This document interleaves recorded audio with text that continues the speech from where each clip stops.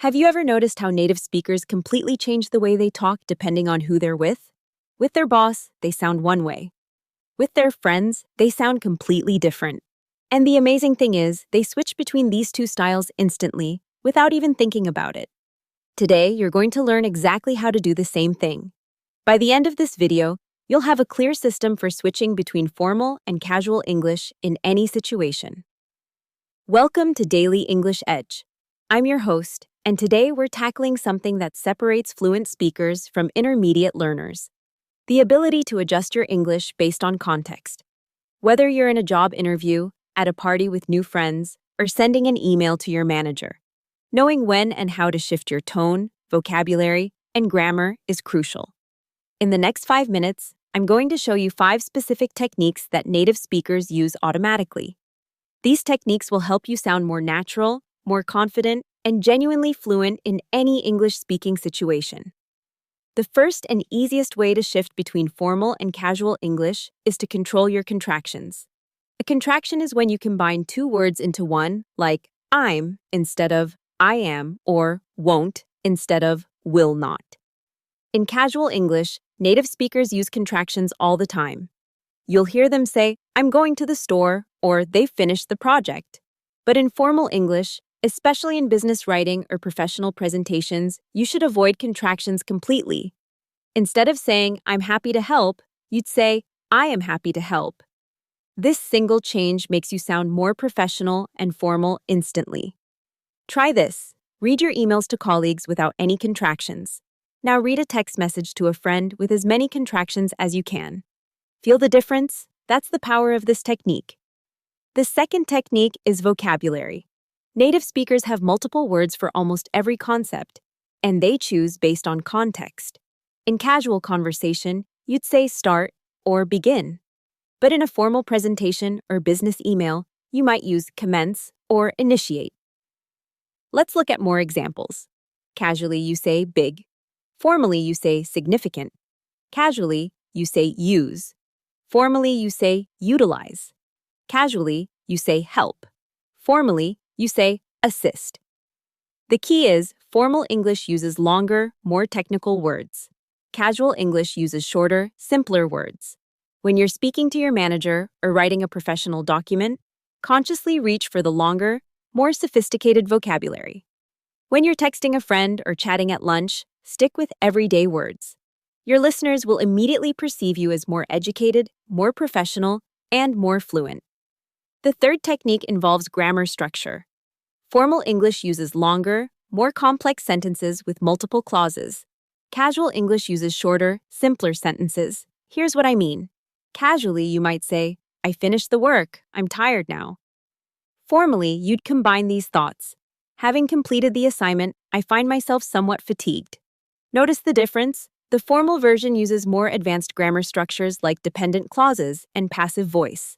Another example, casually you say, she can't come to the meeting because she's sick. Formally, you might say, her absence from the meeting is due to illness.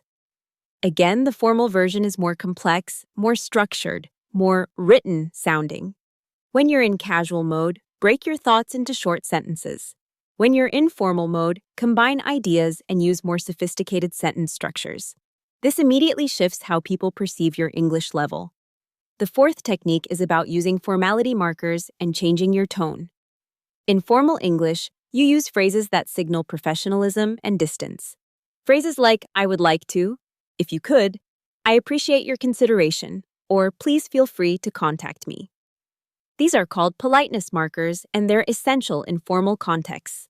In casual English, you drop these markers. Instead of, I would like to discuss this with you, you simply say, let's talk about this. Instead of, if you could send me the documents, you say, can you send me the files?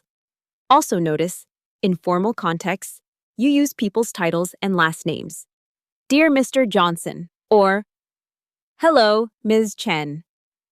In casual contexts, you use first names or nicknames. Hey, John, or what's up, Chris? The tone in formal English is measured and respectful. The tone in casual English is relaxed and friendly. Train yourself to consciously dial up the politeness and formality markers when the situation calls for it. The fifth and most important technique is context recognition. You need to instantly identify which mode to use. Ask yourself these questions. Who am I talking to? What's the relationship? What's the setting? What's the purpose of this conversation? If you're talking to someone more senior, in a professional setting, about important business, you use formal English. If you're talking to a peer or friend in a casual setting about everyday life, you use casual English. Most conversations actually exist in the middle, semi-formal. You might be having lunch with a colleague. That's semi-formal. You're friendly but still professional. This is where you use some contractions and everyday words, but you're still careful with your grammar and tone. The native speakers you admire? They've trained themselves to recognize these contexts instantly. They don't think about it consciously, but you can speed up this process by practicing. Next time you're in a conversation, pause and think. Am I being formal enough or too formal? Should I relax my tone? This awareness builds the skill quickly. There you have it. 5 techniques that will transform the way you speak English.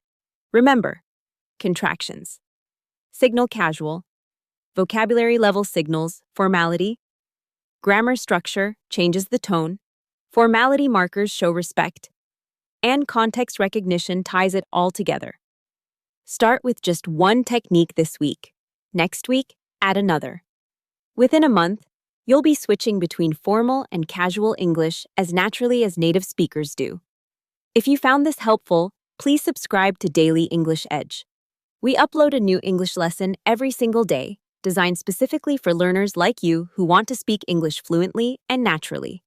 What's one situation where you struggle with formal or casual English? Let me know in the comments. See you in the next lesson.